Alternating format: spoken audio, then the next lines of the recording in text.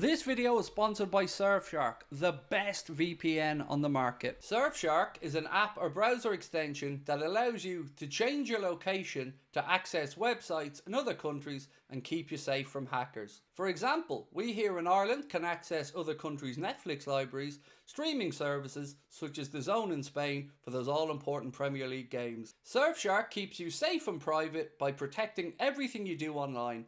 When your device connects to the internet, all that information is, in a way, blurred out. Surfshark is particularly useful for keeping you safe if you use public Wi-Fi, such as a college or a cafe. Surfshark allows you to use one subscription on unlimited devices, meaning that you can even share an account with friends and family.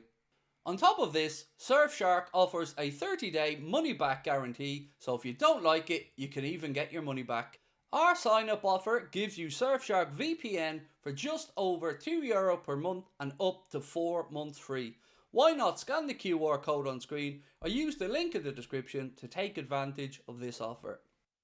What is up, my friends? How are we? You are very welcome along to Tuesday. I think it's Tuesday, isn't it? Yeah, Tuesday night's late night agenda. Pleasure to be with you. Apologies for last night. I know I was supposed to stream, but, you know, life got in the way, so I could only stick up a video. That's why I wanted to jump back on tonight to make sure that we could get stuck into what happened at the very end of yesterday's transfer window. So we'll discuss the Guehi situation.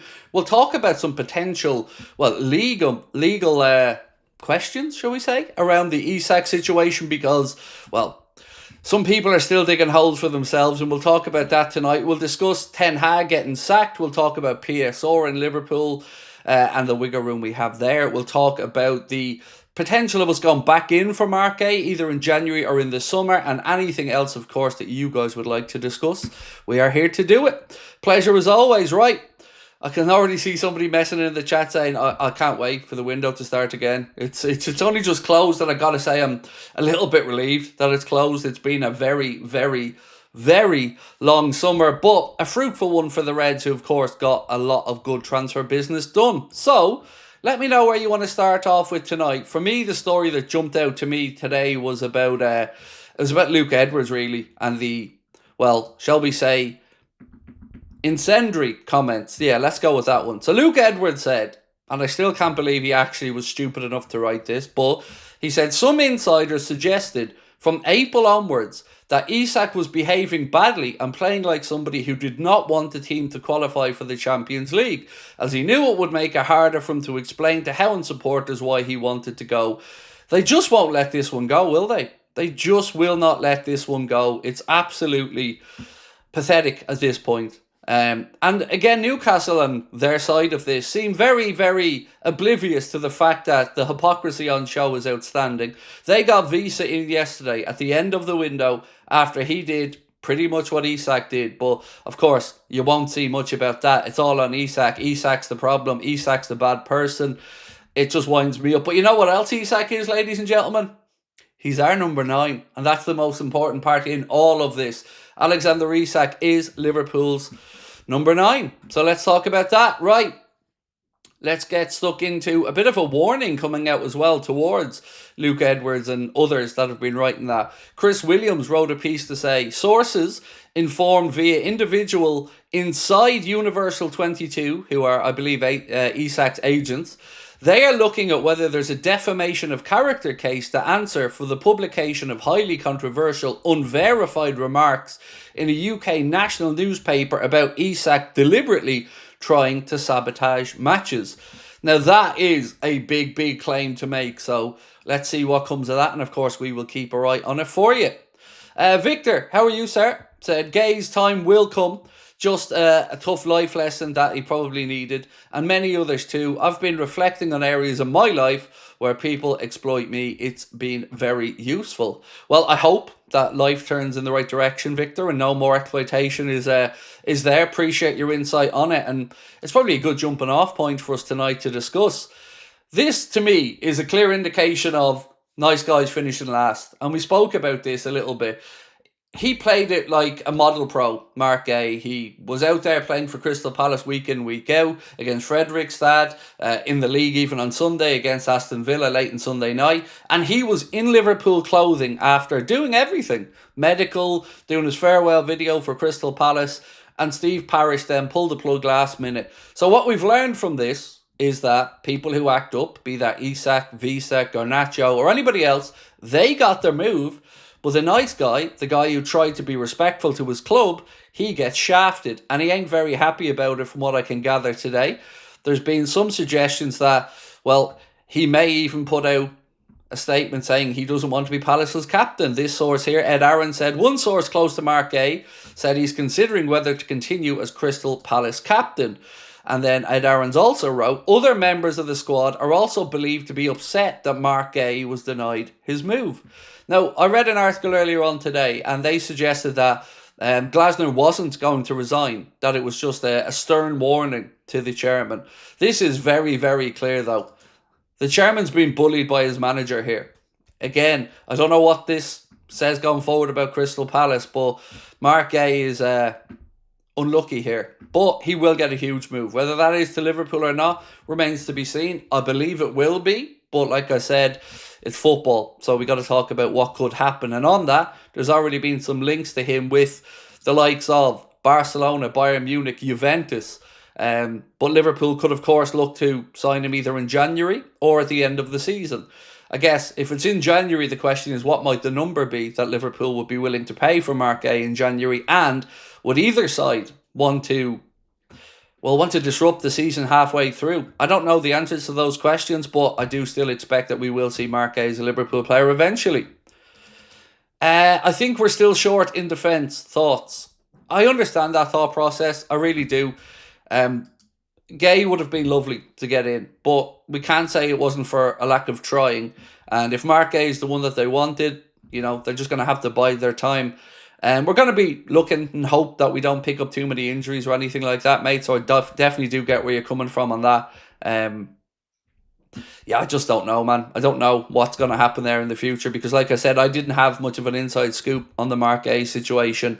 And we were actually live on the podcast or recording the podcast when Steve was messaging with David Ornstein and got the final word that yes, the deal was unfortunately off because Steve Parish pulled the plug.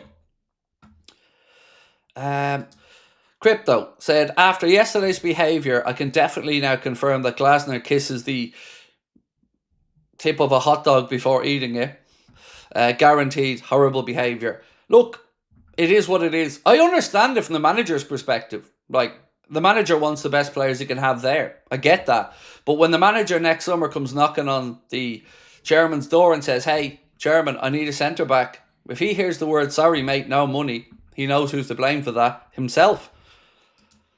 Wesley said, who do you think shoulders most of the blame, Glasner or Parish, for the deal falling through? Feel bad for Guehi. 100% Parish.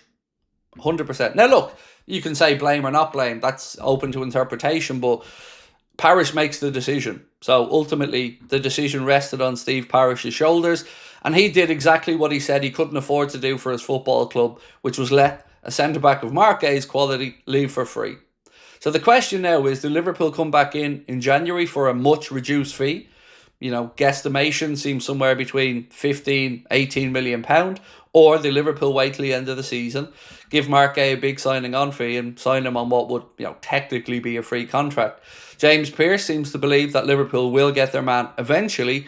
And look, what we do know now is Guehi wanted Liverpool. Liverpool wanted him. He'd done his medical. He's sitting there with his family in Liverpool's offices in London. And then the deal was pulled last second. He'd already even recorded the bye-bye video to Crystal Palace and their fans. So this is something I'm sure that will be revisited by Liverpool. But still unfortunate for Mark. And of course for us Liverpool fans, it would have been lovely to have him in. But we move forward as we are for now. And look, let's be honest, it's been a fantastic transfer window. I'm going to discuss some of the numbers behind the window tonight, what that means PSR-wise moving forward, and what we are compared to our competitors there. But of course, anything you guys would like to discuss, you know what to do.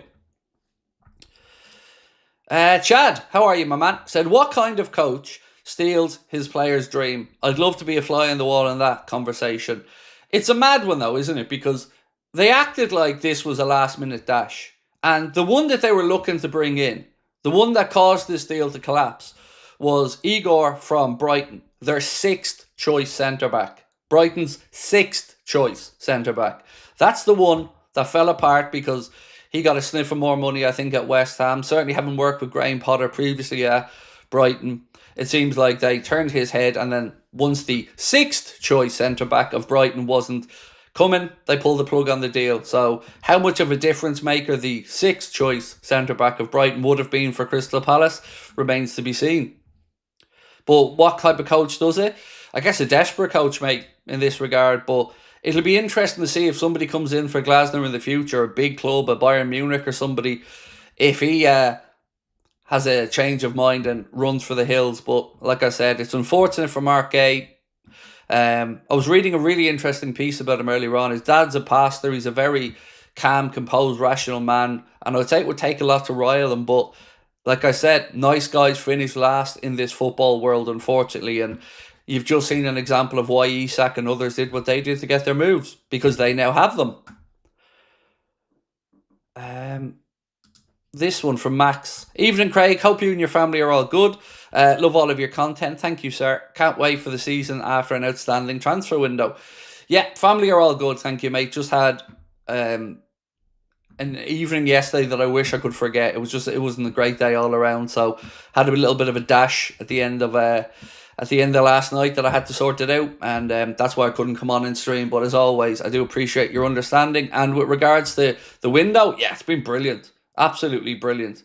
The signings that Liverpool have made have been phenomenal and will push us on. It would have been lovely to get Mark Guehi in. That really would have given us a bit more breathing room defensively. But, I'm not going to sit here and complain as a Liverpool fan. It's been an outstanding window, and I think it sets us up for success.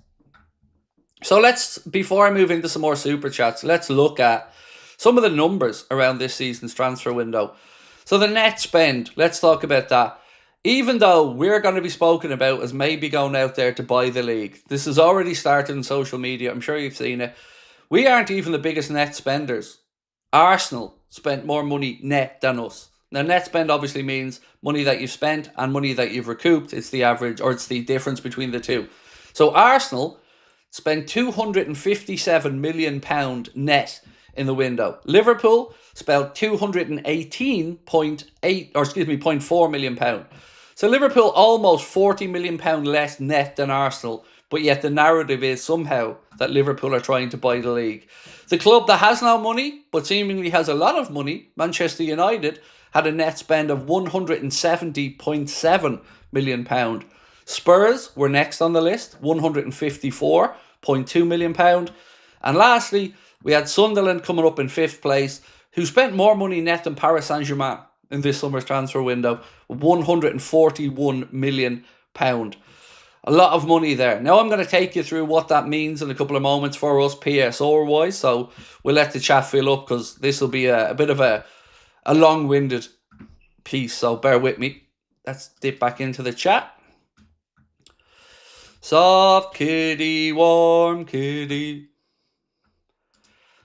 Victor said Glasner not target for Bayer Leverkusen now.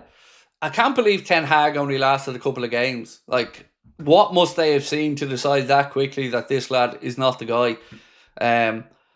But look, Victor, whatever happens with Glasner, I don't blame the coach on it. I really don't. Like, manager wants to look after his team and have the best options available to him. Totally have no problem with Glasner. It's Steve Parish that I feel really messed this move up for Mark Guehi and for his own club ultimately in the long term. Russ said the Guehi situation is like being jilted at the altar. It was a tough one because I thought when the deal sheet went in last night, Russ, we were going to see that go through. But, like we've said all the way through, it's football and these things can change very, very quickly. And he was sitting there with his family in Liverpool's offices, kitted out, done all his media. Everything was done.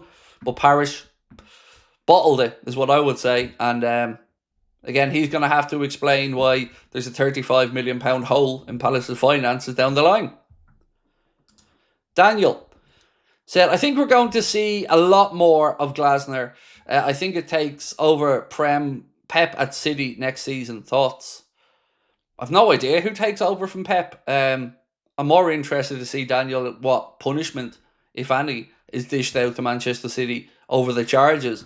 Glasner, I don't think Glasner could go in there and do the job at Manchester City. It's a very different style of football that he plays, and it's a huge, huge leap up. You know, a manager that I don't know what his experience was European-wise before he went to Palace, but it's a big difference managing from the Europa Conference League, where you're hoping to do well, to managing Manchester City in the Champions League, where the expectations are to win it.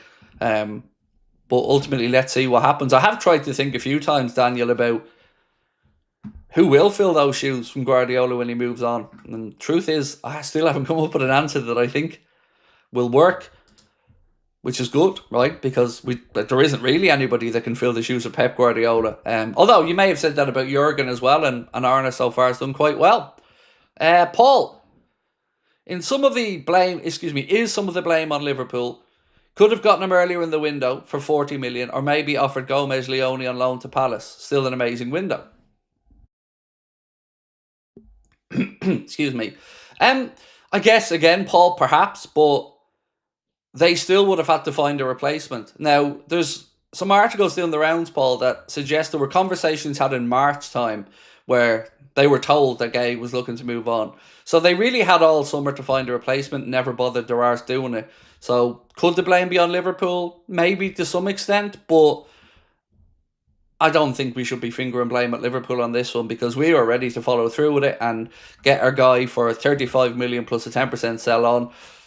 So I struggle to put blame on Liverpool. Now, I don't know the Gomez aspect of it, whether it's the Charlton Crystal Palace thing or, you know, I'm surprised that wasn't a potential make weight in this, send him on loan for the season. But look, ultimately we end up with Canade, Van Dijk, Leone and Gomez.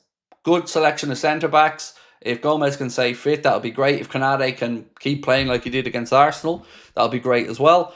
But look, I'd give this window a huge 9 out of 10, maybe 9.5 out of 10. I'm delighted as a Liverpool fan with the window we've had. That would have been a lovely way to cap it off, all right, but, you know, kind of is what it is, unfortunately.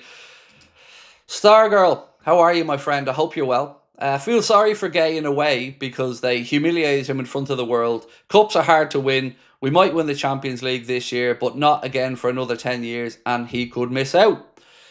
So I'm intrigued, Stargirl, to see if we go back in or not. And that's the first poll that I'm going to ask you guys about tonight. Do you think we revisit Mark Guehi? So, one sec.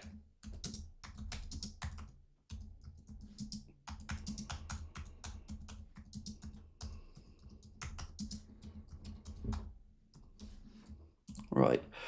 So,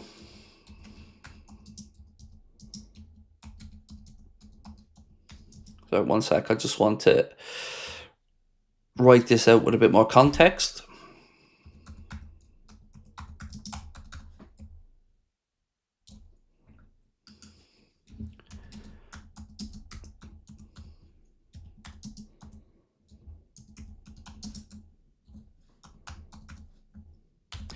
Or one more.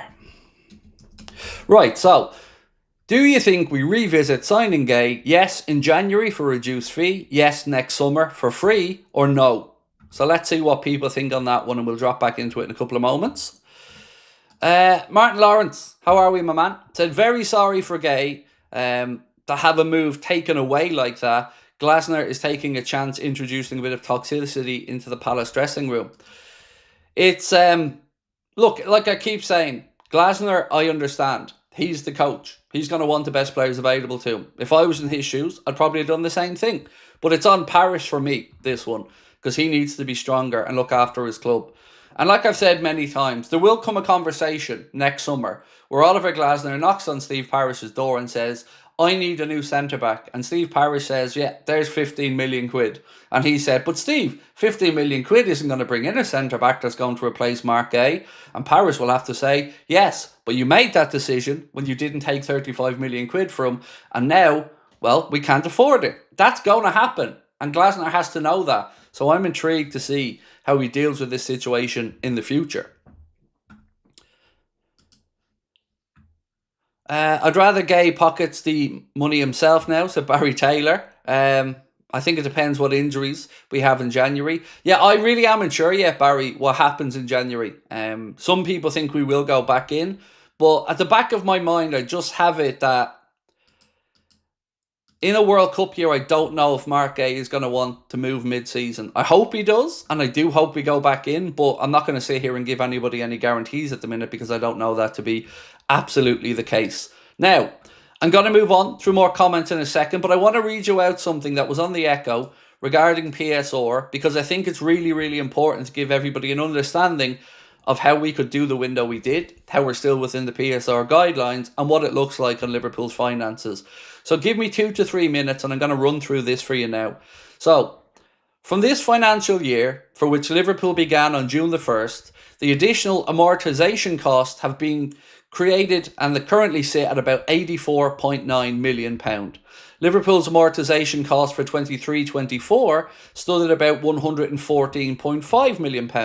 But even with the added Chiesa impact, the sales of players who held book value, more on that in a moment, and the annual decline in book value on some squad members means that the actual cost will have fallen for the last financial year. For some context, Chelsea's were above 200 million for the same period with smaller revenues than Liverpool have. But this was a summer that, unlike recent years, the club had an abundance of saleable assets that they could move on. Some of them for pure profit due to being academy graduates. Others who had cleared 3 years of book value already and still held significant resale value. Darwin Núñez, Luis Diaz, Caoimhín Kelleher, Ben Doak, Jarell Quansah and Tyler Morton all left for hefty fees, while Costas has gone on loan to Roma and Harvey Elliott will spend next season at Aston Villa before an obligation to buy for £35 million next summer. Trent Alexander-Arnold eventually drew a £10 million sum from Real Madrid. In terms of the cash into the building, that's some £236 million guaranteed or £262 million with add-ons that Liverpool recouped. Only Núñez and Diaz had remaining book value of any note, meaning that they still had money owed from Liverpool spread across the 5 years. So on Liverpool's books, they still had a book value. They go on to say, with the Uruguayan 46.2 million switch to Al Hilal, delivering a 14.2 million accounting profit and removing his remaining book value of 32 million. For Diaz, he had an annual cost on the balance sheet of just under 6.5 million. Now, 3.5 years on, Diaz's book value has fallen by around 22.6 million, meaning that anything over the above of the book value of 12.9 million represents profit on the accounts for 25-26. That profit at guaranteed 65.5 million was 52.6 from his move to Bayern Munich. That means that the actual increase in amortisation costs against the accounts for 23-24 comes in at £38.5 million. But the accounting profit from sales will stand at about £152.6 million when it comes to the guaranteed sums taking into account add-ons. It means that from an annual accounting perspective, the club's profit far outstripped the increased amortisation costs as well as what will be a significant rise in the wage bill. But the club and its owners are betting on these market moves being able to solidify and strengthen the position at the top of English football that they currently enjoy. This comes the plans for European domination in the Champions League and qualification for the next iteration of the FIFA Club World Cup. It's an investment into making sure that these revenues keep rising and the club remains a compelling story globally, and success is the main ingredient when it comes to making that happen. So as you can see, long-winded there, but Liverpool have done this in a way that it gives us lots of wiggle room still. And again, more people better suited to discussing the accounts of this, like Mo Chatra, will walk you through it in greater detail. But again, Liverpool in no problem with PSR, and Liverpool have plenty of wiggle room. Guehi equals Rachel in Friends, said Joseph Purvis. Stephen Jackson, thank you, mate, for being a member with us. Said, imagine Glasner now leaves for Bayer Leverkusen. Look, I'd say Parish loses nut at that point, but look, Glasner's a good coach. Let's not make any mistake about that, but this has been a mistake from Parish, and I think long term they'll realise that. 35 million quid's a lot of money. Itachi said, window, 10 out of 10 still. Can't believe we got Isak. Feel very sorry for Guehi. Having his medical passed and then have to go home. I hope there are behind the scenes agreement for January. Here, my membership for Isak. Enjoy. I think it will be revisited. Whether it's January or not, I can't say at this point. But the relationship is there with Mark Guehi. He knows the club wanted him. The club knows he wanted us. So it would be, silly not to revisit this. What will be interesting for me now is to see quite what a role in the squad that Giovanni Leone will fulfill. Will he really be a first teamer? That'll be interesting over the next few squad announcements or the next few match days to see if he's in that squad. Good to know. Thanks for explaining. Oh, look, I don't fully understand it, so I'm not expecting everybody from one reading out for me to fully get it either. But if you want to look into it in more detail, it is up on the Echo site. So I would say go across there in your own time and have a quick look at it. So they were talking also about, is this the best ever transfer window? Certainly in the Premier League, but they were talking about in the world. And they said Manchester City signed David Silva and Yaya Toure in summer 2010. I read this, I think it was Lewis Steele's piece, if I'm not mistaken. And then said they brought in several long-serving members in Pep Guardiola's team. But the one that really caught my eye was Real Madrid's, when they bought Cristiano Ronaldo, Karim Benzema, Xabi Alonso and Kaká in 2009. That's got to be right up there as one of the best, if not the best window. I've got a little more information for you on some of those players that Romana was on about that Liverpool turned down. Yeah, I'll go through those in a second. Some of the options that were presented to Liverpool that they turned down. Let me just get into some of these super chats before I forget them. Wayne, how are we, dude? Said, annoyed about Guehi, but still a 10 out of 10 window. For me, we 4 strong centre-backs and keep all fit. Definitely think we go for Guehi in January for 10 or for 15 to 20 million. I hope you're right, Wayne. I think we get him, but whether it's January or not, I guess remains to be seen. I hope you are right, though. Craig Bowen said, Guehi in January, busy Christmas period, brings injuries, so we need cover for the title run-in. We do, absolutely. And Mohamed Salah is going away, so now we have enough bodies up top with Isak coming in. And also, of course, you know this, but Isak's been confirmed as Liverpool's number 9. Had a chance to watch his first interview yesterday. He's very measured, isn't he? He's very calm. And he was all smiles today training with the Swedish national team as well. So good guys do finish last. Hope you're well, bro. It makes a mockery, doesn't it, of everyone who ridiculed the Isaks, the Johan Wiesas, the Garnachos of this world. They got their moves. They're currently sitting at other clubs. Whereas the guy who was nothing but a model professional and treated his club with absolute respect, he gets shafted. So, yeah, it's funny. But again, every time I try to talk myself into thinking Newcastle fans aren't as bad as I think they are, I see more proof to let me think that, no, they are actually just really bitter, twisted at this point. Because they're still going on about Isak, calling him a rat and this, that and the other. And yet they're boasting about getting in Johan Wiesa. I don't understand how they can't see that both situations are the exact same, but there you go. And also on Johan Wiesa, let me say this, Newcastle fans, you fucking massively overpaid for him. You wanted him for 25 million quid. That was your valuation on Johan Wiesa. How much did you end up paying in the end, Newcastle fans? £55 million for the worst of the Brentford forwards. £55 million. On top of what, 75 million? So you basically spent the whole wedge that we gave you for Isak on Voltmada and Wiesa. Let's see who wins this argument in the long term, folks. 55 million for Wiesa is a piss take. 25-30 was about right, but, you know, you won Newcastle, didn't you? Which one was I at? This one, from Demetrius. Parish should have expected Glasner's objection, as there were rumours for a while. Poor management to not buy a centre-back earlier. Let's get him on a free. It's stupid. Like, even if you look at the Europa Conference League, winning that is worth about £6 million. The group stages are worth about £4 million. Now, yes, if you won it, if you get into the Europa League proper. But this is a huge financial hole that Steve Parish is going to have to fill somehow. Also, Eze, by the way, another one who rang in sick, but he got to move away. No release clause there, remember. He got to move away, rang in sick. I really do feel for Mark, because he was just so classy through all of this. Hope yesterday's family emergency is not serious. It was kind of serious, but, you know, it is what it is. I don't really want to go into it much more, to be fair, but I appreciate you looking out for us. It was a tough day yesterday. There's no denying that one.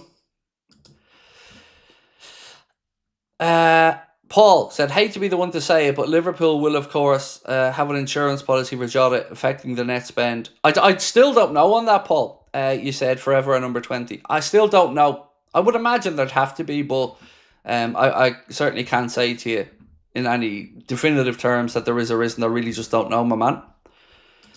Well-deserved rest for the social media juggernaut. Thank you, Christian. Yeah, it's been a brilliant window. Absolutely. The channel did 12.2 million views in August, which was absolutely incredible. Yeah, but it's all thanks to you guys, as I said. Is Luke Edwards getting sued? I don't know him specifically or what's going on, the ins and outs of it, but there's definitely been some serious accusations made, like I've mentioned. The post from Luke Edwards, I can read out to you, that much I can say, this is from his account, said some insiders suggested from April onwards, Isak was behaving and playing like somebody who didn't want his team to qualify for the Champions League, as he knew it would make it harder for him to explain to Eddie Howe and the supporters why he wanted to go. That's a big fucking shout. That's a big call to make towards a player. That he was tanking on purpose so Newcastle wouldn't get Champions League. Doesn't matter that he won a trophy with them in the League Cup final and scored in that. No, it's just, I mean, I wouldn't write that on social media. It takes a special kind of clown to put that out there, especially without bona fide cast iron guarantees. But, you know, let's see what happens. I wouldn't like to be him at this moment in time, but then again, there's probably 100 other reasons why I wouldn't like to be Luke Edwards. Let me just bring you to something that somebody wrote that I wanted to just bring to your attention, because Sam Maguire wrote a piece and I want to just talk about it, because does this sound familiar to any of you guys? Have you heard this somewhere before? We've known for a while, right, Sam, that clubs control the narrative, but the actions of Luke Edwards this summer highlight the issues with football journalism. He didn't do his job. He did the dirty work for Newcastle. And I applaud Sam for writing this piece. I really, really do. Because it needs to be said, and I've said it time and time again. Don't disguise yourself as a journalist. Don't sully the word journalist when all you are is parroting a club's opinion and a club's narrative. You are not a journalist. You are a lapdog at that point. And to then think that you deserve any credit or respect when you've just shit all over your own industry and you've just basically screwed yourself over by being thrown under the bus by Newcastle's owners. Now, we can say all of this bluntly now because it's done and I can't potentially fuck up a transfer or Liverpool fans can't cause a reaction. It's done now. But make no mistake about it. This has been an exercise for people to look at and think, who can I trust? And do you think there's any credibility left there for Luke Edwards after this summer? He showed what side he was on. Newcastle side and their owner's side. And they fucked him. How does that feel, Luke? They told you stuff, you went to bat for them, and they fucked you. Only got yourself to blame, fella. But, you know best.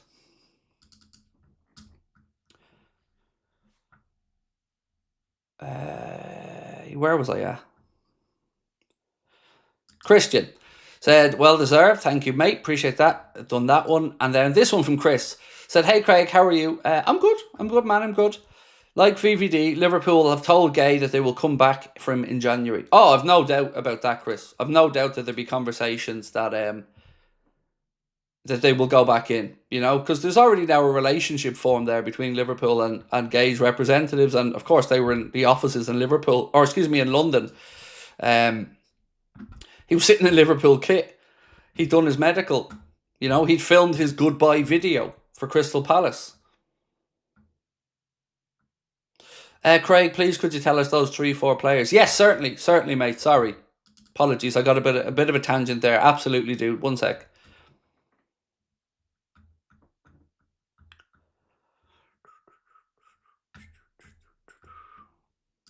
Right. So this piece here that I read, and again, I think this was the Lewis Steele's piece, said it is understood that AC Milan offered Rafael Leao to Liverpool, while Malik Fofana was also discussed internally. Real Madrid's Rodrigo was a bit of a non-starter despite rumours, though Brazil's camp were posturing for a move to Merseyside, and Bradley Barcola at Paris Saint-Germain was also a potential signing, but the Liverpool hierarchy have full trust in Rio Engamoa as a first-team option.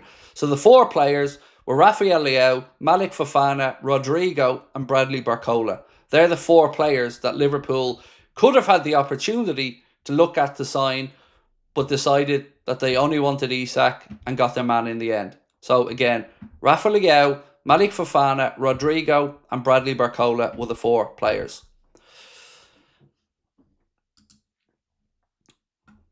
And I've always told you guys that Rafa Leao was going to be somebody that Arne Slot will sign. And Liverpool turned down that opportunity because he doesn't work hard enough defensively. Now, again, there's growing rumours and conjecture around the long-term replacement for Salah. Let's see. The smart money seems to be that long-term replacement will be brought in next summer. Not because Salah will be sold or anything, not that I'm aware of, but because they want a succession plan properly. So expect next summer to be one that potentially you see the long-term Salah replacement looked at, maybe moved for.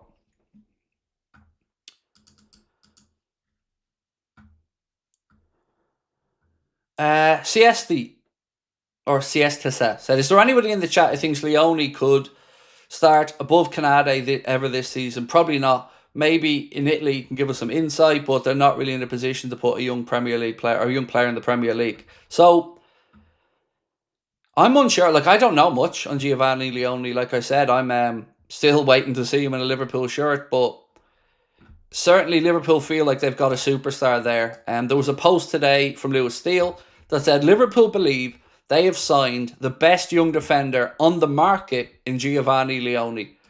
So long term, it looks like, you know, the club have a lot of faith in him. But it's a very fair question that the gentleman in the chat said about, you know, will Liverpool really play him in the Premier League this summer?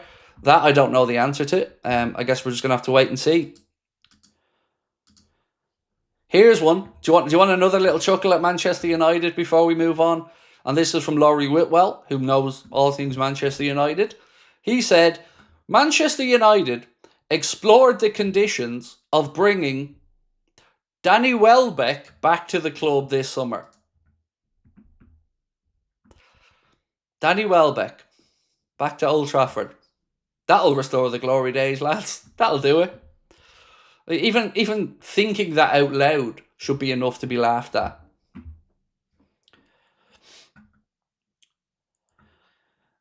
Paul Donnelly said he's an Italian defender. Nuff said, I don't disagree, sir. I don't disagree.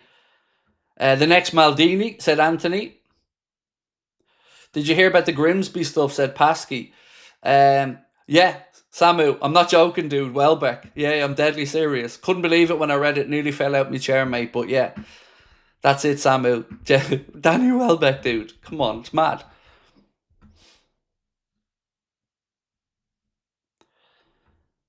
ESC Chris, how are you, Chris? Said Giovanni Leone might be our very own Dean Huijsen. Yeah, look, I knew a lot more about Dean Huijsen, obviously, but I do think this dude looks like he has everything. But, you know, we need to get him out there on the pitch and get him getting some minutes in a Liverpool shirt. Right, I have a couple more super chats to catch up on. David, how are you, sir? Said, evening Craig Brown community, I think Rodgers may be going to Leverkusen because he's just left Celtic. Has he? Oh, I didn't know that. I know that he was unhappy with the transfer window, I believe. Anyway, I'll finish your comment. And I also think Guehi might wait till next summer because it's a World Cup year. So that's my query. And on this one from Chris, like I read out a moment ago, Chris believes that they'll go back in January, and they might do, Chris. But also David's point as well is a fair one about it being a World Cup year. And a lot of players don't like moving World Cup year, so I really don't know whether to expect January or the summer. I'm sure this will become clearer to us over the next month or so. Shane, how are you? Baleba is another one who acted professionally and didn't get his move. We had another 6 out of 10 window. I think we'll finish 7th or 8th. Shane's a Manchester United fan, by the way. So Shane, if I'm going to be honest, because I said this to Connor earlier on, every time United seemed to have a 50-50 decision this summer, they went with the one I prayed that they went with. So I'll give you an example. The goalkeeper situation. Yesterday, United had the opportunity to sign that young goalkeeper that they did, or Emi Martinez. And here's why I think you made the wrong decision. I'm not saying the young goalkeeper you've signed is not a top-notch goalkeeper, but looking around as an outside observer, what Manchester United need right now is balls. Steel. Somebody who's going to go into the dressing room and show strength and bring people with them. And Emi Martinez would have done that, in my opinion. Emi Martinez would have strengthened the back line, and he would have been a personality type that wouldn't cave in under pressure. I think you made the wrong decision for the short term, but whether it's good one long term or not, I don't know. But I was really worried when I heard you were looking at Emi Martinez yesterday, because I thought that's the type of character that would do well in that United dressing room and grab a few of those lads by the scruff of the neck. But thankfully, you went another direction. But this kid could be still a very good keeper, but he doesn't have that presence yet that I think you need. Andrew, how are we, sir? Said, hey, Craig, what have I missed? Just got in. Are you concerned a big European team signs Guehi in a pre-contract in January? Hope everything is okay with the fam. So look, the way I look at it, Andrew, is that possibility is there, right? But think about it differently. If we want Mark Guehi, and if we made a move in January, well, Parish will still get some money then. So it would be in his interest in January to push him towards Liverpool rather than to watch him sign for Barca, Madrid, anybody else on a pre-contract. So I think it still gives us the advantage. Now, what we don't know for certain yet is what was said between Liverpool and Mark Guehi when the deal fell apart. I'm absolutely sure it'll be revisited, but whether it's January or not, like I said, I just don't know at the minute. But Parish would prefer to sell him to us in January than see a pre-contract signed for him to go to, I don't know, somebody for free at the end of the season, which of course he couldn't do with Liverpool or any English club. Colin, when I said he couldn't do, I mean he couldn't sign that pre-contract in January. It's only for clubs outside of your jurisdiction. Colin, thank you, mate. James Pete as well. Thank you, James. Really appreciate you. Your shortlist for a Salah replacement. Do you want it in alphabetical order? Right. Michael Elise. End of list. Genuinely, that's it, Stephen. It's Elise. That's the list. And it's perfect. He's the guy. Unless something dramatic happens between now and then, it's Michael Elise. Again, that release clause thing, we'll find out a little bit more about as time goes on. But Michael Elise is the right guy, the right age profile. Will be the right age when he comes in at that point, if it's in a couple of years or in a year. So yeah, for me, that's the list. And I don't mean to be rude by trying to just say one name, but honestly, that's the list for me. Declan, there are updates on Canade and Wirtz. From what sense do you mean Canade and Wirtz? I know what you mean. Injuries? Well, Canade is over in Clairefontaine with the French team, so it looks like he's okay. And I'm not aware of any other injury concerns. If that's the question, Declan, my man, I think we're all good in that regard. I've seen Frimpong, you've probably seen this yourself, Frimpong in the AXA with Isak when he came in. Obviously, Frimpong's doing his rehab work. What's this one? So, this from Sammy Mockbull of the BBC said, breaking, between 1:30 and 3 p.m, a club-to-club agreement had been concluded and Mark Guehi was given permission by Crystal Palace to undergo his medical. At that moment, Guehi believed he was joining the Premier League champions, who were also about to confirm the capture of Alexander Isak for £125 million. He had a medical which was over an hour long, but Parish did not sit down with Guehi and his advisors until after 6 p.m. following a fitness class at a gym in Soho. That is fucking shocking. Let me read that last line out again, just in case it went past you. Steve Parish, who, in the middle of a transfer deadline day, when his captain was having a medical to leave, was at a fitness class in Soho until 6 p.m, and then he sat down with Mark Guehi and his team. I'm sure that went down really, really well with Mark Guehi and his advisors, because that is piss taken. It looks like Palace have gone from having everyone's hearts, having been shafted out of the Europa League, to now everybody thinking, well, tough shit. And certainly in this one, Parish shit the bed massively. That's 35 million quid he ain't getting for Crystal Palace. And they're still going to have to find a centre-back. That's not going to change. All he's done now is show that he can be bullied by his manager, and that all this bullshit about him being made of steel and yada yada is all just nonsense. He had his decision to make. He told his player to go for the medical, and then he pulled the rug out from under him and expects this lad to come back, captain the club, and be Mr. Reliable. Again, nice guy finished last. What do we learn here, kids? If you want to move away from a club, go down the Isak and Visa route, because it gets the job done. JJ9 said, Elise 2026 or 2027. I do think he's going to be the one, yeah. I think that's where Liverpool's eyes are, and I think that's the plan.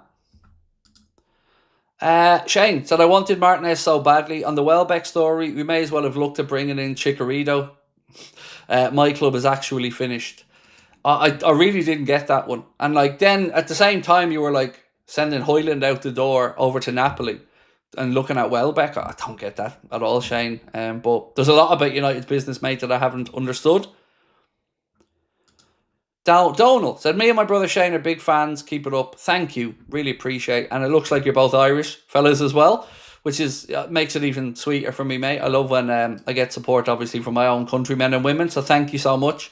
And yeah, I hope you continue to enjoy the content. Right, let's get back into the comments and we'll check out our poll. Craig, how much will Isak get at Liverpool wages? I believe it's about 250, Scotty, but I don't take that as a gospel. I believe it's about that.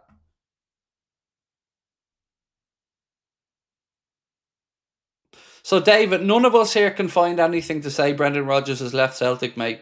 So I'm not sure if that one's right or not. But to the best of our understanding, I can't find any news to confirm that he has. So just on David's comment from earlier on.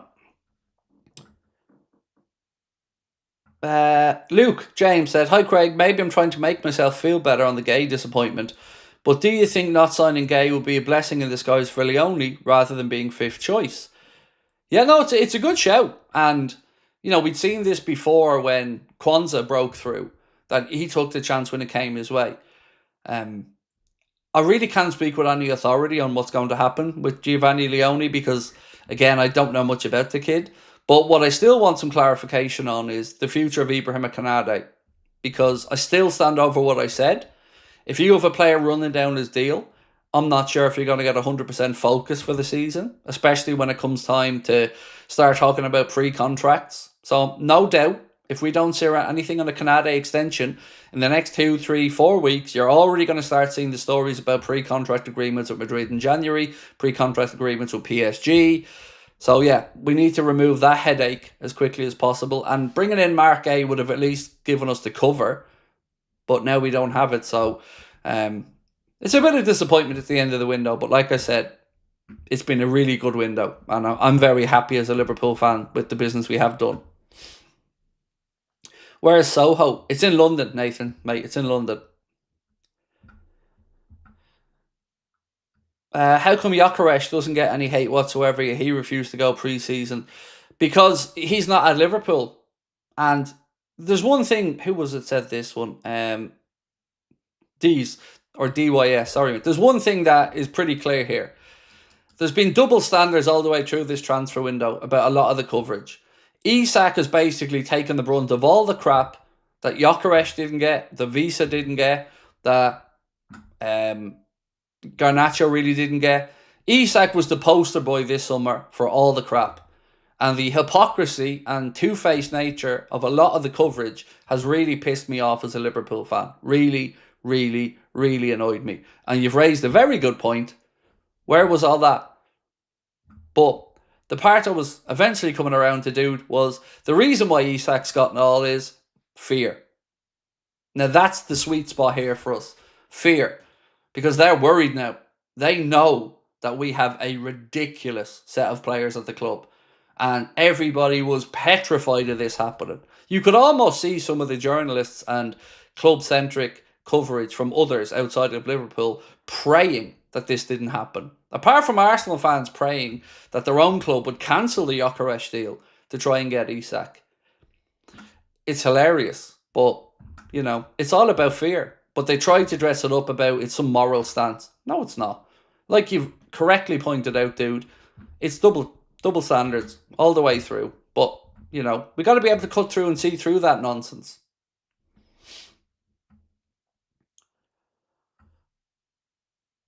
Brian Byrne said, Sky Sports Rob Dorset says he's heard Mark Guehi and Glasner's relationship is now strained. I wouldn't blame him, mate. I wouldn't blame him at all. You know? Especially after he has been a model professional through all of this. It really does feel like he got shafted, but let's check the poll anyway. So we asked, do you think we revisit signing Mark Guehi? And the options are yes in January for a reduced fee, yes next summer on a free transfer, or no. We'll leave it run a little bit longer and then we'll drop back in. Nimi said, I still don't get why Palace haven't been offered Gomez on deadline day. So I don't know this to be a definitive answer whatsoever, but somebody in our community posted in yesterday to say that the idea of going to Palace from being a Charlton player when Gomez was younger would be like crossing over to Manchester United from Liverpool or Everton. I don't know. I don't understand the intricacies of that. You know, there's 2 divisions between them. And he was there when he was 18. He's now 28 at Liverpool. So I don't know why that wasn't proposed. But certainly it was something we all thought about may happen, but didn't come to fruition, unfortunately. Richie, how are you, sir? Said, Craig, surely Palace could have got a free agent to replace Guehi, shafted themselves out of 35 million. I agree, Richie, but again, let me reiterate something. They were looking to bring in Brighton's 6th choice centre-back. 6th choice. And that's what messed this deal up. A 6th choice centre-back at Brighton was enough for Parish to pull the plug on the deal. And a loan, by the way, at that as well. So it's mad. Stargirl said, I'm going to be naughty and suggest teams should only be able to sack and hire managers in the same period as in when you buy players. Man United would have to keep Amram longer, the chaos that would cause. You couldn't enforce that. Like, imagine, for instance, I don't know, like, let's say Arne Slot went through a horrific run of results, lost 7 in a row in the league or something, and you could see, just out of argument's sake, that he couldn't be bothered. You'd have to be able to step in. Now, of course, that's not going to happen, and it wouldn't, but you have to be able to step in at some point. Even if you put the manager on gardening leave or something, or put the reserve team coach or something up.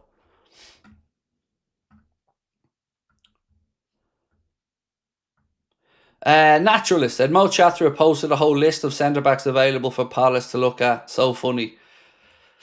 Good. I like Mo. Mo has a good sense of humour as well. Itachi said, thank you for being here when Jota left. Thank you for being here when Isak joined. You're always here for us. Much love to you and your family. I felt really bad that I wasn't here last night.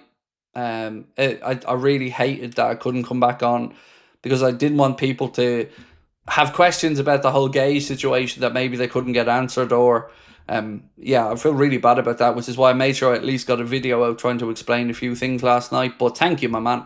Always appreciate your support. Right, let's close this poll off.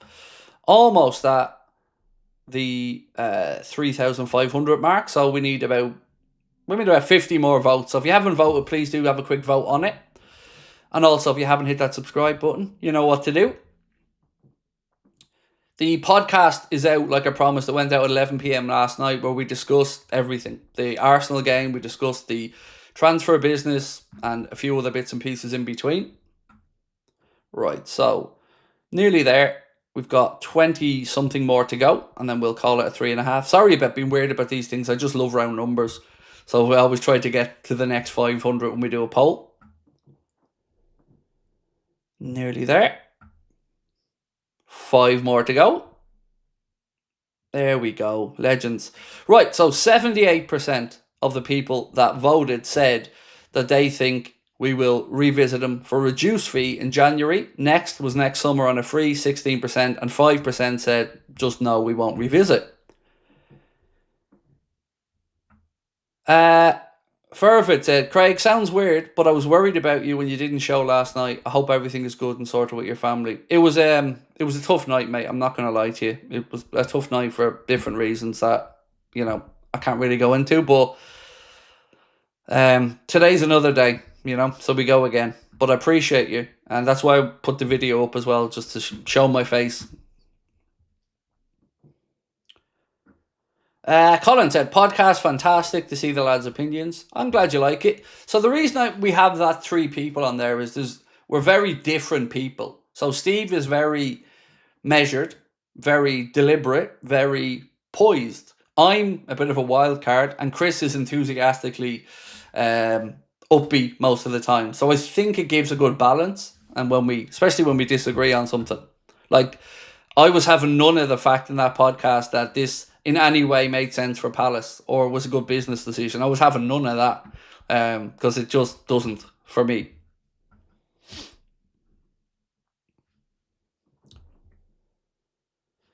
Royston said, I think us Anfield Agenda fans are more concerned about you. You guys are so, that really means a lot to me that you guys were thinking or worrying about me. I'm sorry if you were worrying. I never mean to make anybody worry, but I always appreciate your unbelievable support and kindness towards me and my family.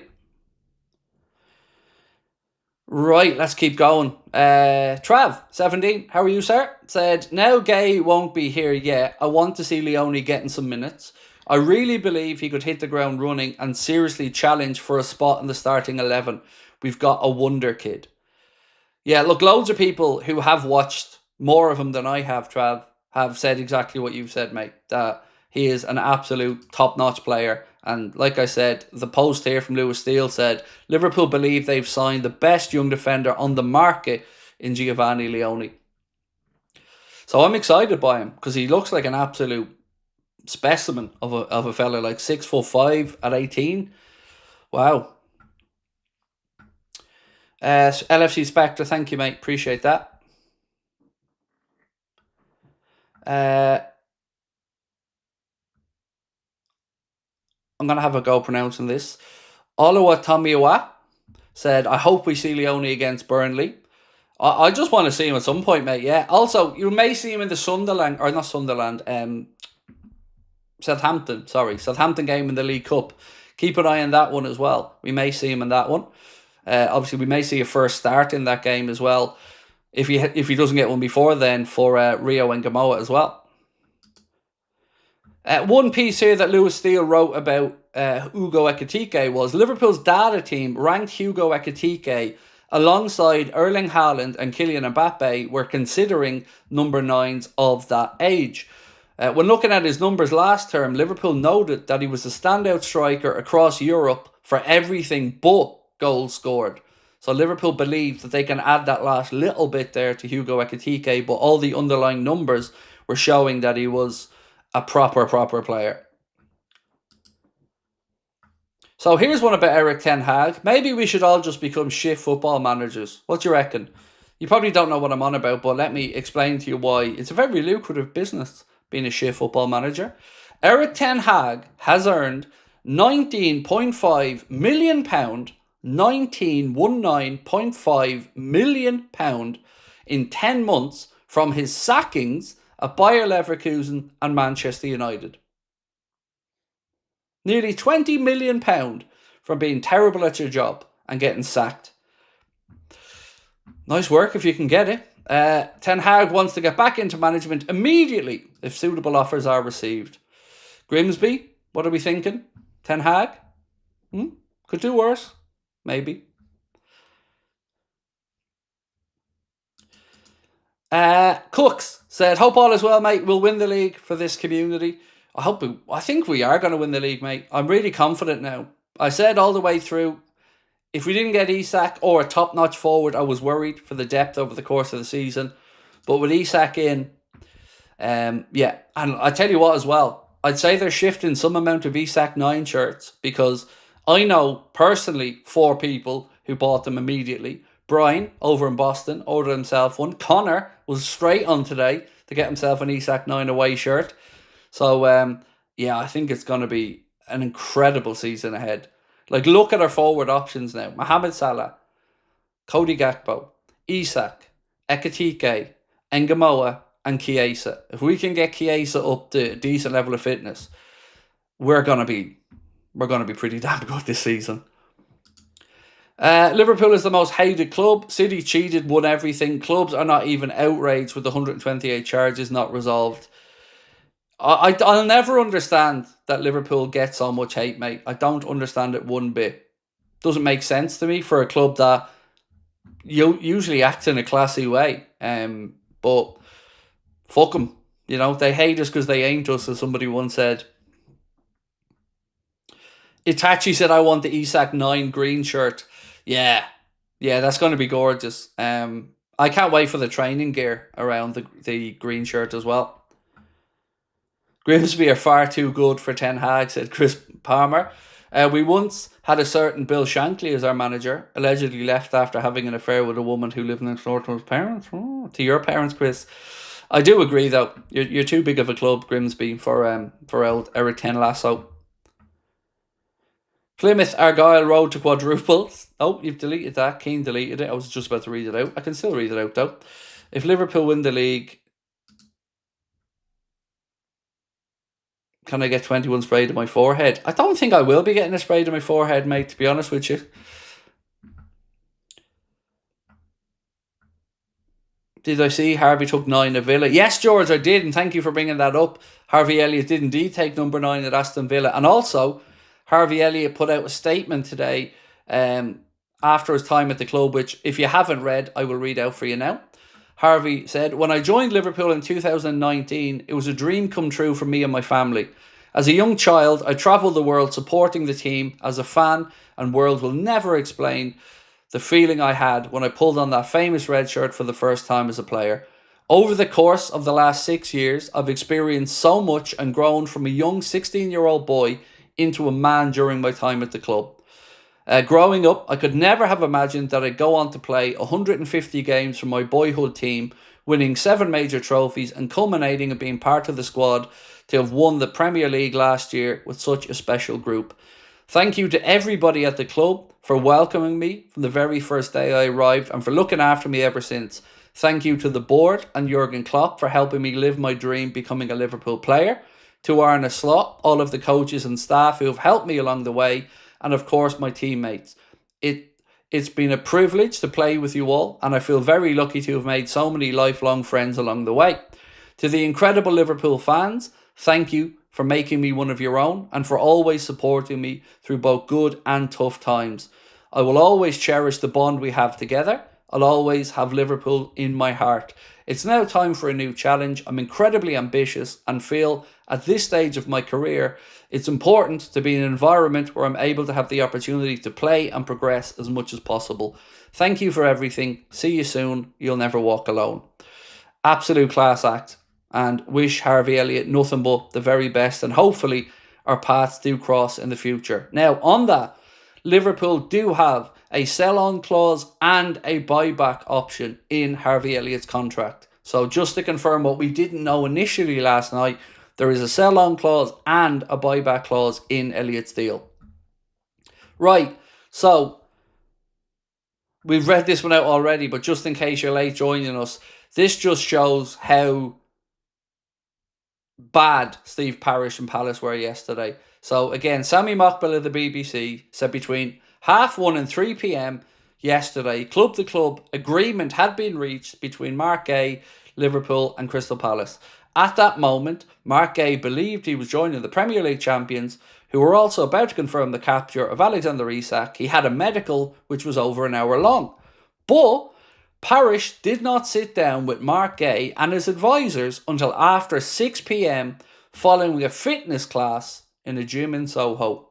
A fucking fitness class. With the transfer window closing at that point. Wow, that is a different level of not caring. Wow. Couldn't have had the fitness class at 9 or 10 there, Steve, no? Had to do it right there at the end of the transfer window when one of the biggest deals in your club's history was unfolding, but okay. Where am I at? I've done that one. This one from Robin H said, "What a time to be a Liverpool supporter. Crazy journey it's been since Hodgson was our manager." Yeah, it really has. Back then, players strived to get out. Now they want in. It's been such a mad change, you know, in that time, as you've said, since the Roy Hodgson era till right now. It's been crazy. So crazy. Sorry, Craig, about telling you the wrong information about Rodgers. My friend was teasing our friend on our WhatsApp group. All good, David, all good. You know, all good. I was just shocked because I hadn't read anything about it. But either way, my man, appreciate you dropping back in. And safe travels home as well, sir, from your trip. How confident are you on us getting Elise, though?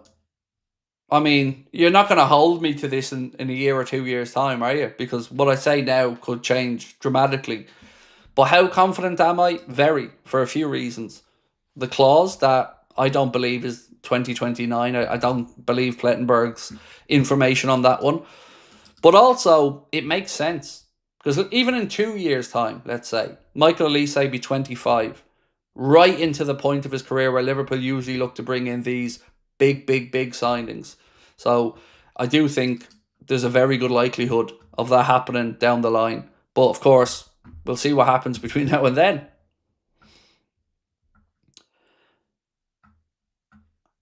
Lance Anderson, how are you, Lance? My American take on the World Cup.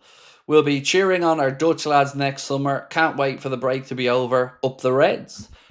Yeah, look, I'm Irish, so I'm not expecting us to be in the World Cup, Lance. But you know, fingers crossed. It's going to be an intriguing one. I don't know who. I don't know who. I knew I wanted Argentina to win the last one, but I don't know if Ireland aren't there. I don't know who I'll be throwing my considerable weight behind.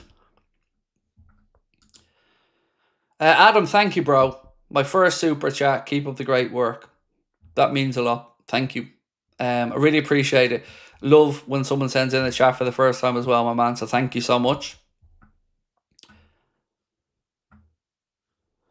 JJ9, how are you, dude? Said the fact PIF bought Darwin only for Al Hilal proves they're not serious about Newcastle. Would have been a much better Isak replacement than 29-year-old Visa.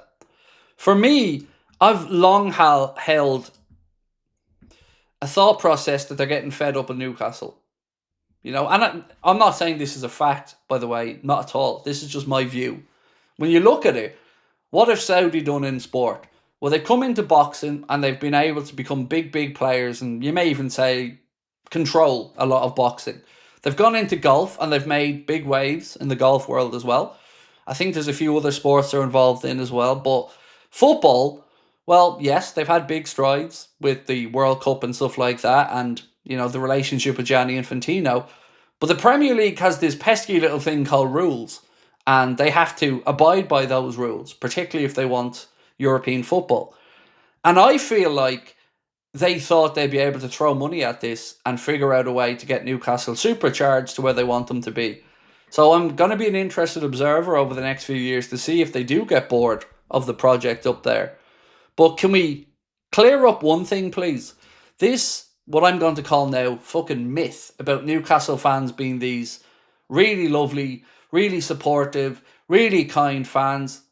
Well, I think many of them, not all, but many of them have very much showed themselves up throughout this whole process. Particularly, as I've said, with Visa coming in, having done the same thing as Isak, but they welcome him with open arms and still call Isak a rat. And they were gloating about the statement from Newcastle that it was only a couple of sentences long. Gloating about it.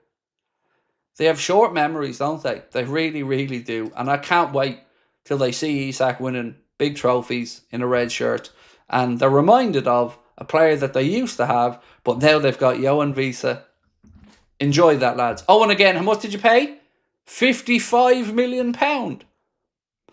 But you offered 25 at first. Is that not an insult? Because we offered 110 and got him for 125, and Henry Winter and everybody else said that was an insult, made a big song and dance about it. But Newcastle, first bid, 25 million. How much did they pay? 55 million. But, you know, that wasn't insulting at all, lads, was it? You fucking hypocrites.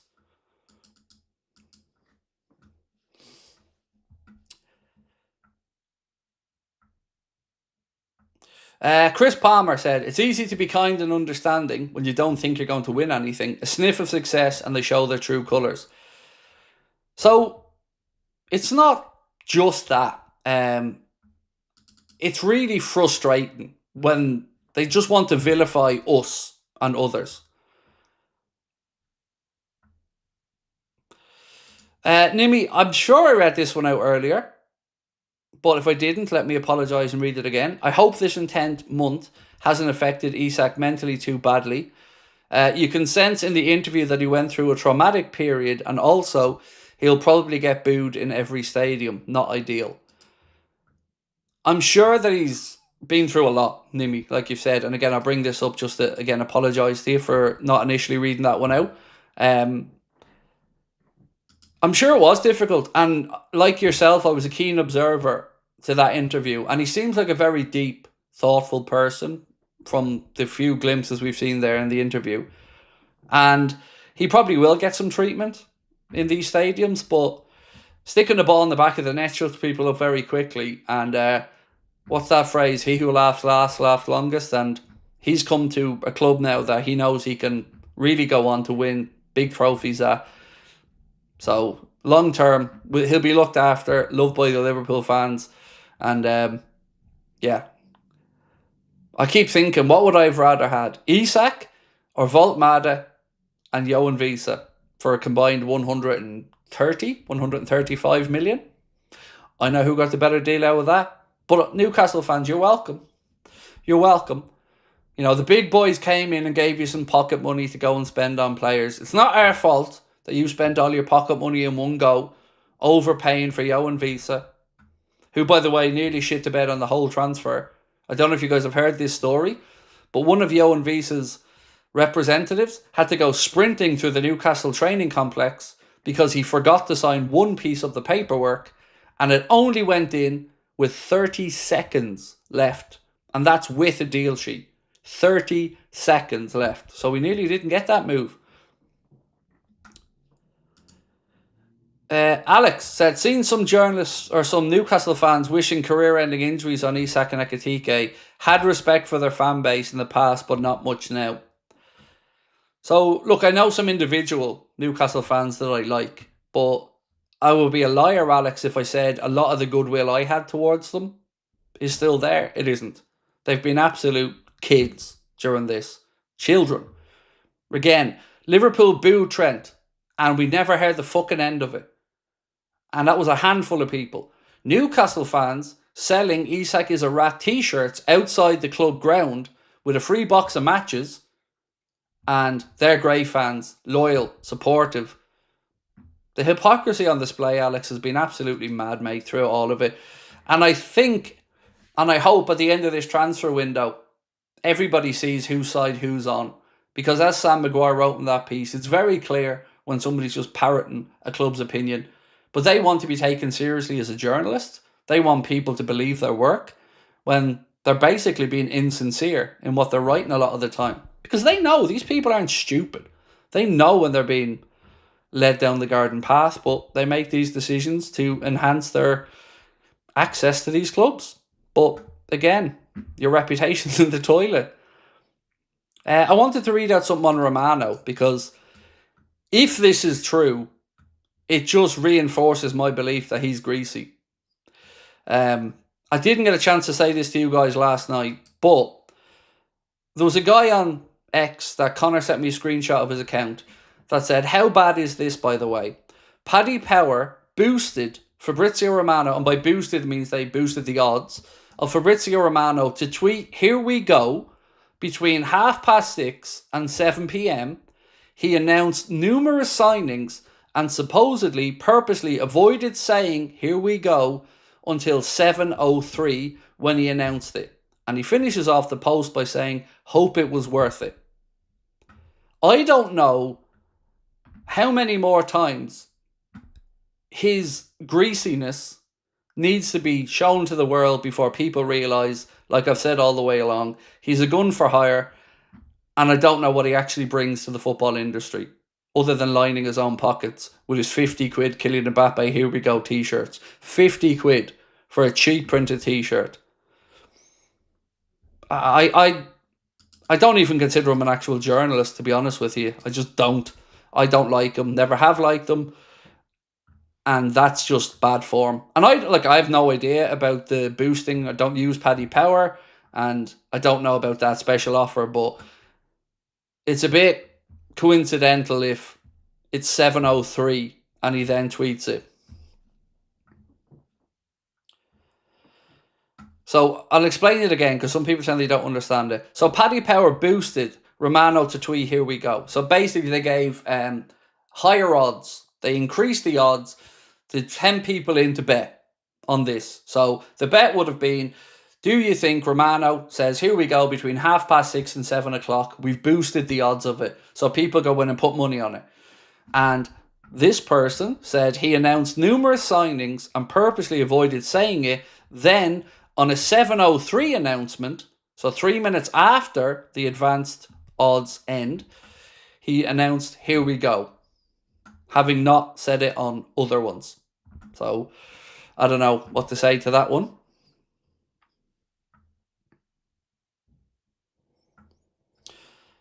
To be fair, there shouldn't really be odds on that, though. To be fair, people should be looking into, was there any communication behind the scenes on that? That's, never mind whether there should or shouldn't be odds on it. Was that market manipulation? That's what needs to be figured out. Not for me to say, because as I said, I'm not involved in that. I didn't tweet about it. I didn't buy it or bet on it. But when I seen that and it was sent to me by somebody, I just thought, that's shocking if that's the case. And there was the other ones as well where he was exposed for having basically a here we go site where you can put in what you need said, one said, and hit the button. You can even pay more to get it quicker. I think the whole thing is just nuts.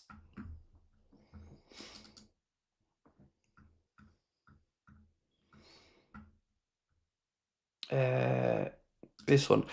Any Guehi news? Really, no. Other than Steve Parish was, busy at a fitness class when he should have been sorting this out for his player. There's been some talk that he might put a statement out. There's been some talk that he might hand back the Crystal Palace captaincy. There's been talk that his relationship with Glasner is strained, but ultimately it's all speculation, and there's not much 7D VZE that I can really say factually on it. So, I don't expect him to come out publicly and lambast anybody because he has 6 months minimum there at that club still to go, or 5 months minimum. So let's wait and see.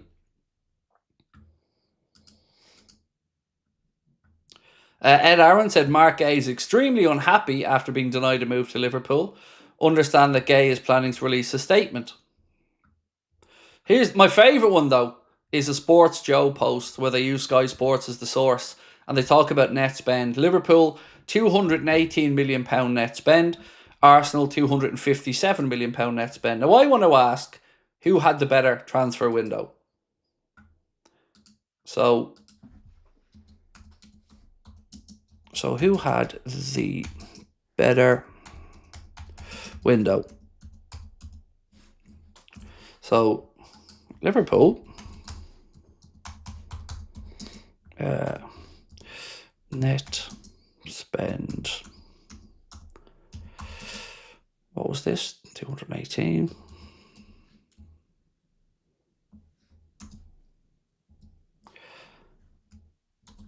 Or Arsenal.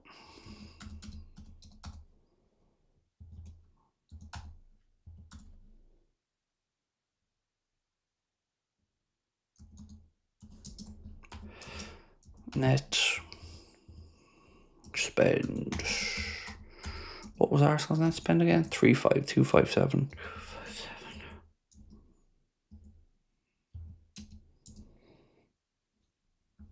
So, who had the better window? Liverpool, who had a net spend of 218 million, or Arsenal, who had a net spend of 257 million? I think it'll be us. But of course, all you'll hear is the headline figure of Liverpool spent over £400 million, blah, blah, blah, blah, blah. But we had a great window, in my eyes. A fantastic window.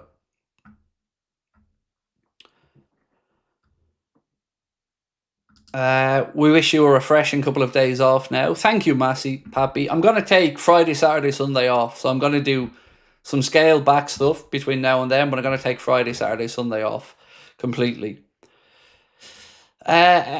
Angel said, I'm so disappointed for Guehi. I hope we get him in January, like we do with Virgil. Also, they ruined your LFG Avenger or Liverpool Avengers poster. I know. I was thinking about that last night. Because that looks so cool as well. And yeah, we can't use it anymore now because obviously Mark 8 didn't come true. Craig, what's with the Leao thumbnail? So, I explained it earlier on, but happy to go back over it for you. Let me just get my notes so I can read it out correctly, because I don't want to misquote anyone.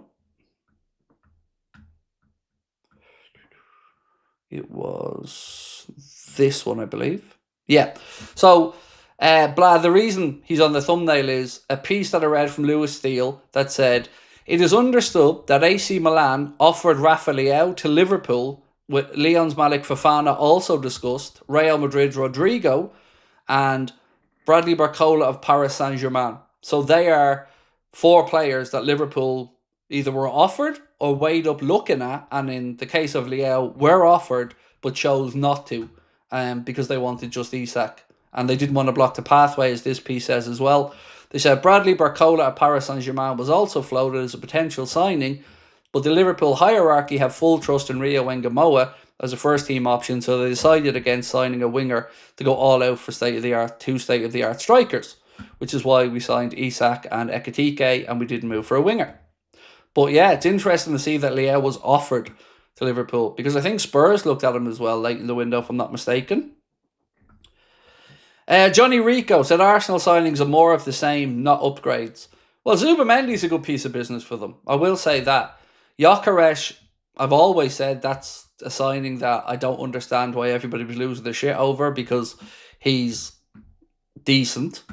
Madueke, I don't get that signing at all. So, Eze, good piece of business. I'll give them that. Zubamendi, like I said, good piece of business. Norgard, I understand that with what they needed, a bit of cover, bit of depth there. No problem with that. At what was it, 10 million, something like that. Kepa, well, as a backup keeper, I guess it is what it is, of 5 million quid. But nothing in their window makes me feel like they've hugely improved. And Nkapie is a decent signing, absolutely. But, you know, have they had a better window, and will they close the gap on us because of it? I don't think so. I don't think they have. I think we've, by far and away, had a better window. And I think we've got the better 11. Now, maybe you can talk about squad depth, and we'll talk about that over the course of the season, but I'm really happy where we are. Mark A would have been the cherry on the cake. Craig, bad time to take time off. NFL Thursday night, Friday and Sunday. How is that a bad time to take time off? I'll be off Friday, so I can watch the NFL Thursday night. I'll be off Sunday, so I can watch the NFL. And I'm going to the boxing on Friday night.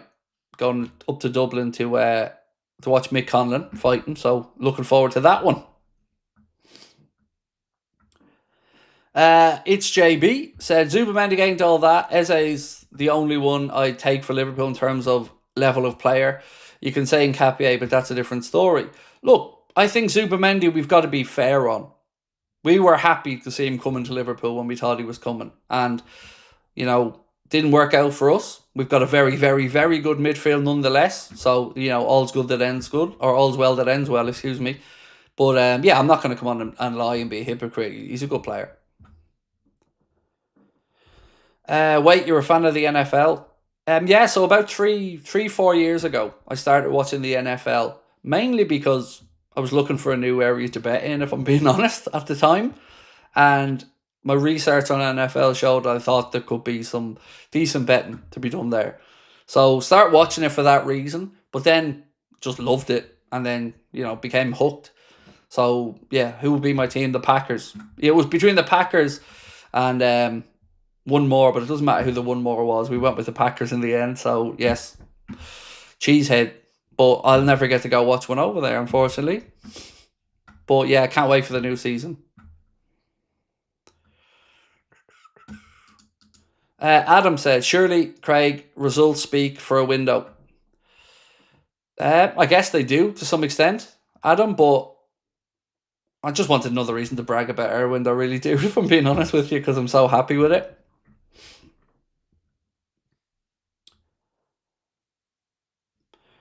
Kilo said both my teams were league champions last season. Nice. Well in. Congrats on that one. This 123 said, if you told me at the start of the window we'd just get Wirtz and Isak, I'd have snatched your hand off. This window's blown my mind. Oh, brother, I'm right here with you. Even just Wirtz, I would have thought was a bit far-fetched a while ago. So to get him in, Isak in, Ekatike in, Frimpong, Kirkes, Mamadashvili, Leone, it's been an absolutely stellar window.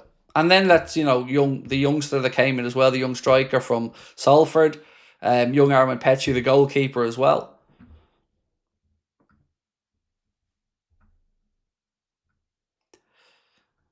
Momo said, I missed the Luis Diaz chance, such a banger.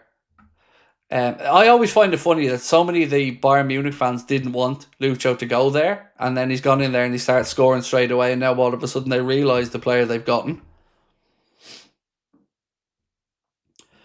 Oh yeah, Freddie Woodman too, Shane. Yeah, Freddie Woodman. Forgot about that one. This one. Is Bayern Space reliable though? Release say Bayern Space isn't my only source of information around Elise. That account alerted me to the situation. No denying that one. But he's not my only. Well, I couldn't even call him a source because I don't know him, but I have other information that backs up that we look at Lise longer term. Gooded for where are we at? Gooded for Guehi, brutal, Alexander the Great, boom. Yeah, I hope Mark Guehi gets his move eventually. No doubt there'll be clubs queuing up for him. I'm sure Liverpool still want him, but worst case scenario, if it didn't happen, he'll get his move. But it's just another example of why players do make a big fuss and song and dance to get a move, because if they don't, look what happened to him. He got shafted.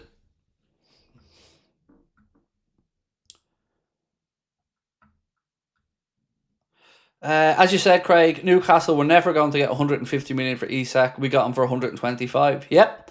And Isak gave up 5 million as well. So, yeah, they were never getting the 150. Like I said it would be somewhere between 120 to 130, and there it was 125 cost to us. So, yeah, delighted. Craig, don't forget, he's a Christian, his father's a preacher. I understand that, but I don't know what you mean by...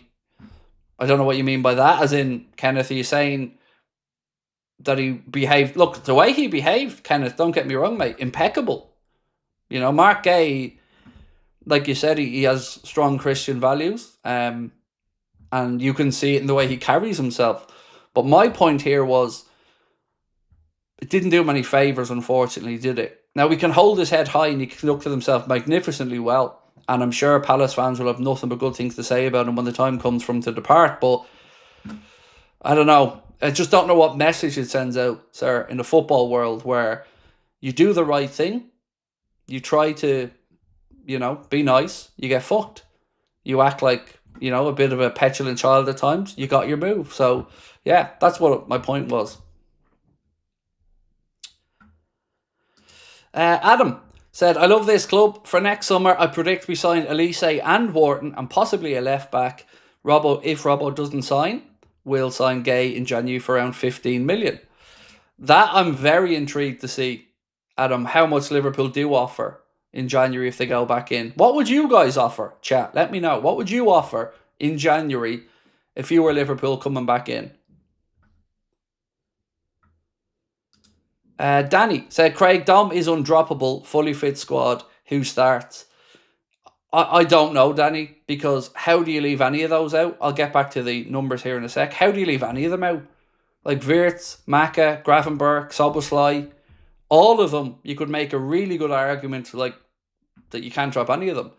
So do you keep the experiment going at right back as an example? But you're right, he's undroppable at the minute. Dominic Soboslai has been the best player for us at the start of this season so far. So 15 to 20 million, said all out of bubblegum. Nomad 10 to 15, Johnny Rico 15 plus 5. Badruddin said 18, 20 million max. Loads of 15 millions in there as well. Daniel said 10 million. Blank said 15 mil, mostly and no sell on. 15 to 25 just to secure him before others sign him. I would go 10 max for Guehi. 10. I'd be at the 15 to 18 mark personally. Yeah, maybe 15 and 5 in add-ons. That's kind of where I'd be at. Or the sell-on clause. 15 and the sell-on clause. But certainly, yeah, certainly it's not great. Steve Parish, he just made himself look like a fucking hypocrite by saying he couldn't not sell a player of that value and lose the money for Palace, and yet he did it in the end. Handshake and a bag of crisps. It's not getting much attention, but can we talk about how well we handle Arsenal set pieces? Don't think we've got a shot off any sooner in any corner or free kick. They didn't. They didn't test the keeper at all in any of them. There was one shot they had into the box first half, kind of weird half volley that Alisson saved easily.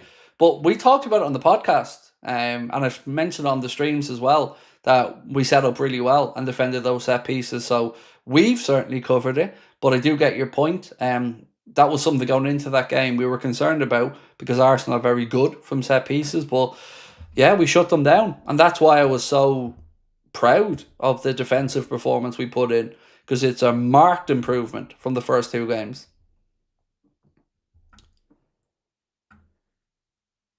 Jonathan said, to be honest with you, I would only pay maybe 20 or 25 for him. Thanks very much for the content. My pleasure, sir. Thank you for being with us. Flo said, let Guehi come next summer for free. In winter, we can buy a backup. Canary will go to Madrid next summer. In the winter, backup for Guehi and him next summer for free. Like I said, I'm intrigued to see what does happen. I don't know what the plan is for that. But either way, I do think we get Mark Guehi. I think that relationship and that understanding is there now between him and Liverpool. So I think that'll happen longer term. When it is, I'm not sure.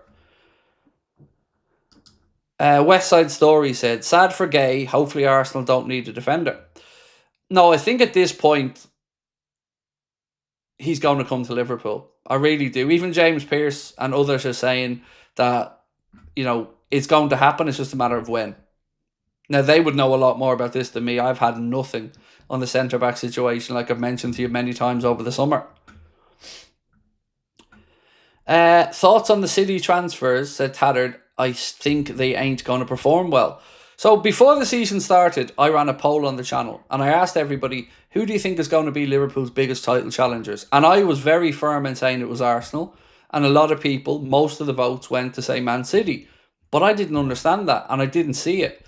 Now look, we're only 3 games in, but they've already dropped 6 points from their first 3 games.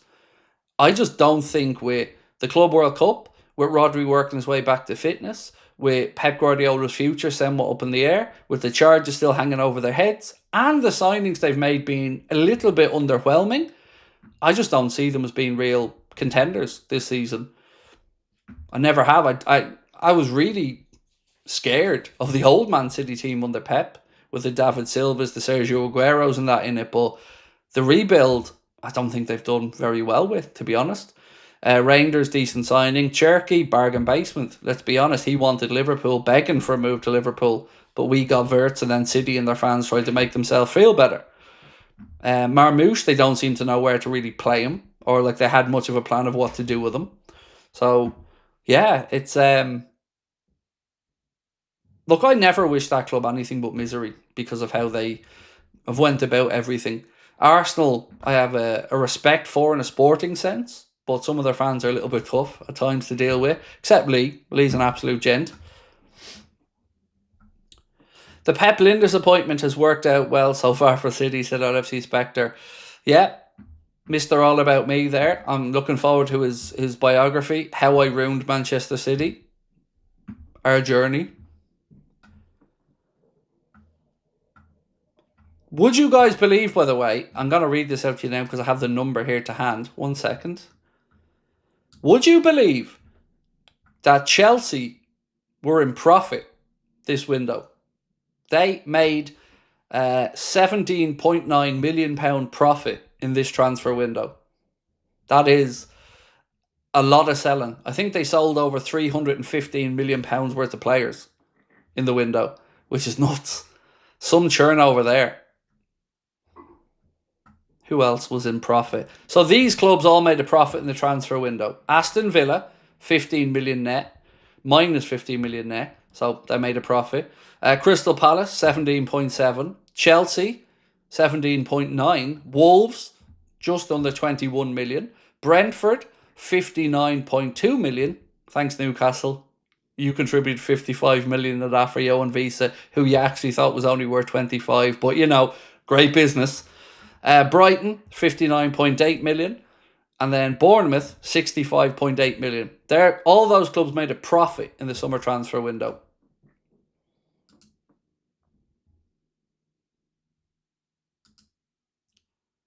So Ian Doyle of the Echo said there won't be any worries over Alexander Isak's character at Liverpool. Nor do I think there will be either. I agree. So, an account called LFC Approved also posted saying, so after spending £400 million, Liverpool crept back into being a top 6 Premier League club over the last 5 seasons. Mad we've been made to believe we're buying the league title and breaking every PSR rule. So this is the spending over the last 5 years. This is the spending.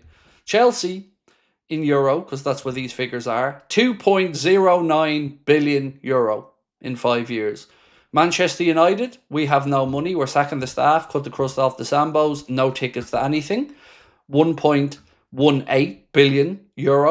Manchester City, 1.15 billion. Arsenal, 1.08 billion. Spurs, 1.05 billion. And Liverpool, 1.02 billion. So, you know, kind of makes a mockery of all this. You're buying the league, bollocks. Right, so here's some more quotes from Sammy Mockbell, Credit LFC Transfer Room for their posts. So this is said, info. Tottenham tested the water to see if Mark Guehi was open to joining Thomas Frank's first season in charge. That was Palace's only genuine hope of starting an auction, but Guehi's intentions were clear. It was Liverpool or a free transfer next summer. Guehi's teammates even implored him to bid farewell to Palace supporters on the pitch, but the defender refused and maintained his composure, which he did. We all seen that. Palace tried to persuade Liverpool to include Joe Gomez on loan in the deal for Guehi. Liverpool rejected that proposal. Liverpool view Guehi as somebody who can play alongside captain Virgil van Dijk, with the Dutchman turning 35 next July. There was also a sense at Anfield that Guehi can eventually step into Van Dijk's shoes as Liverpool's main central defender. So it definitely does look as if this will be revisited and Mark Guehi will eventually end up a Liverpool player.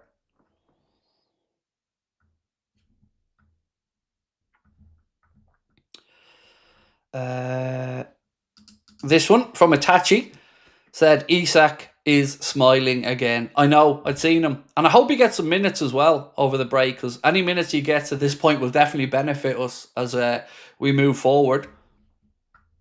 Right, so pretty one-sided vote this, but we asked you to say who's had the better window, Liverpool with a net spend of 218 million or Arsenal with a net spend of 257 million. So if you haven't voted, please do.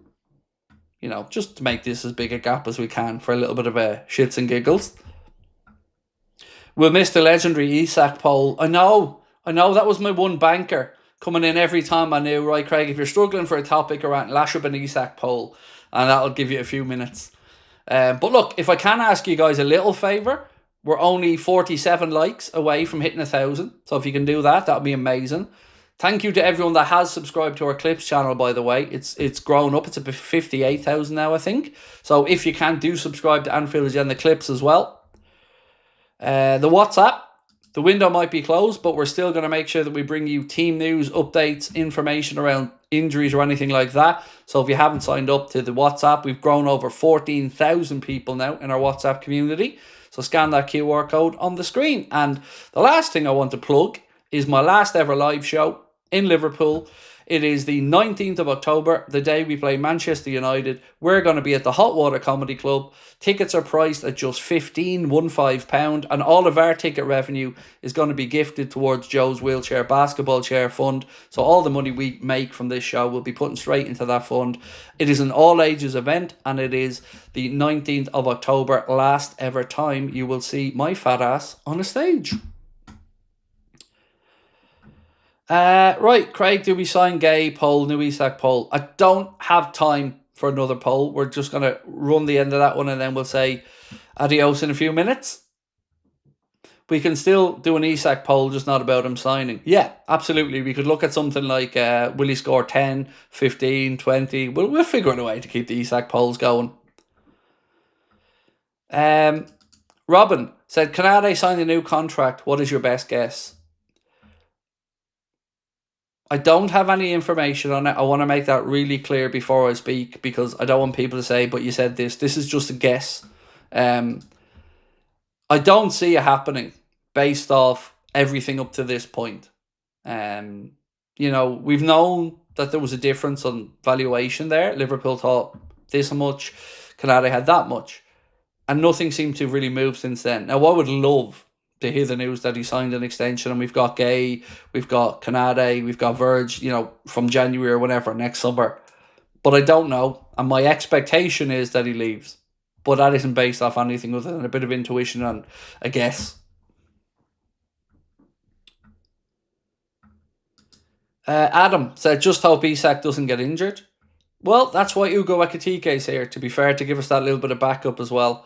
I'm really intrigued to see what way Arna wants to utilise the lads, and you know, do we see Ekitike drift to the left a bit? Does he maybe switch and go with that 4-2-2-2 that many people have been talking about? That type of thing fascinates me. But yeah, getting the dude fit and ready to go, because he's had pretty much no pre-season.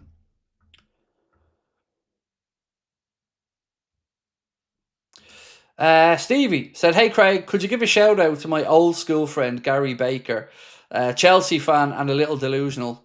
Their year, apparently.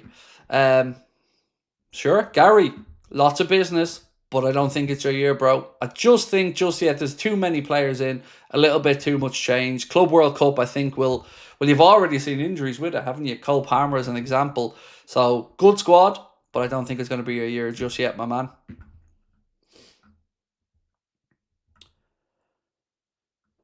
We're going to be so clinical against teams that play a low block. I hope so. That's definitely been our Achilles heel, hasn't it, over the years? Right, I'm going to finish up with this poll, and then I'm going to say goodnight to you guys. So with just over 1,550 votes, 96% of you guys think that Liverpool have had a better transfer window than Arsenal with the net spend. I absolutely agree with you, ladies and gentlemen. So look, I'm going to say goodnight to you. I'll do a recap video that I'll put out in the next 15-20 minutes. If anybody missed tonight's stream and you know you don't want to have to go back through all of it, no problems, I got you covered. I will throw that out in the next 20 minutes, and I will see you tomorrow. Much love, have a good one folks, and thank you again for dropping